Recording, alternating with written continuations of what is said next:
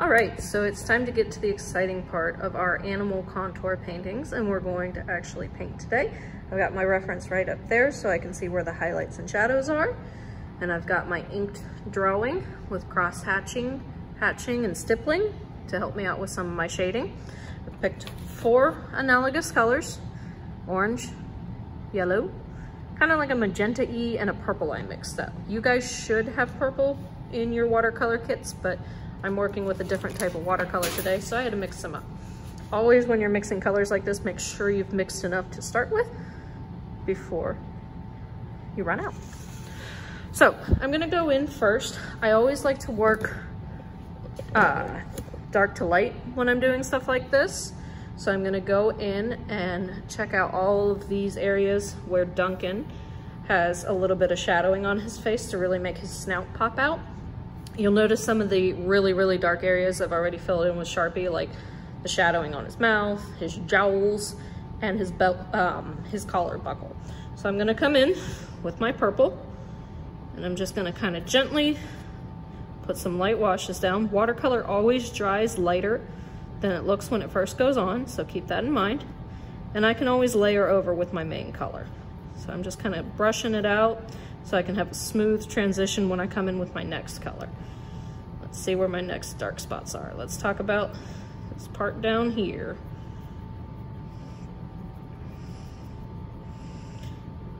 And I can always go in and make it darker, but once you've got darker layers down with watercolor, unless you blot them right when you put them down, it's very hard to take away darks. So remember, I can always come in and add more, which is what I'm gonna do here, because that's a pretty dark area of his face. Just coming in and blotting. Come up towards his nose.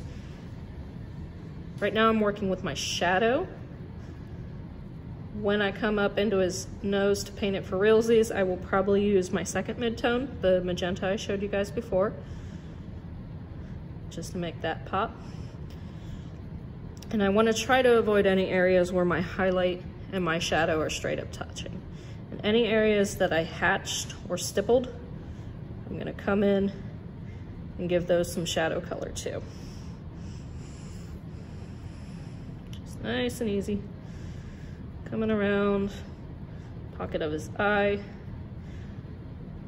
And I'm probably going to go over that again, the magenta, just so he doesn't look like a super tired puppy with bags under his eyes. As you guys get older, you'll find that if you pursue art in college, they'll make you do a lot of anatomy studies. And it's actually really helpful because once you understand the skeleton of the thing underneath, you kind of understand the shapes you're seeing in real life. So the reason I have those weird triangles is because I know that's how Duncan's eye socket fits. So I'm gonna come up here to his little divot. I like to push on it with my thumb and tell him he's silly. And I'm gonna come in and start doing his ears. So again, starting in with my shadows first. I can always go in and layer more. See how this already looks kind of light? So I'm gonna come in and go really dark on that. Looks like I'm gonna have to mix up more purple, surprise, surprise. A little bit of shadow under his chin, even though it's not really showing in the photograph. Just want to make it look like it's popping out. Snouts are kind of hard to do, which is why we do this project, to learn.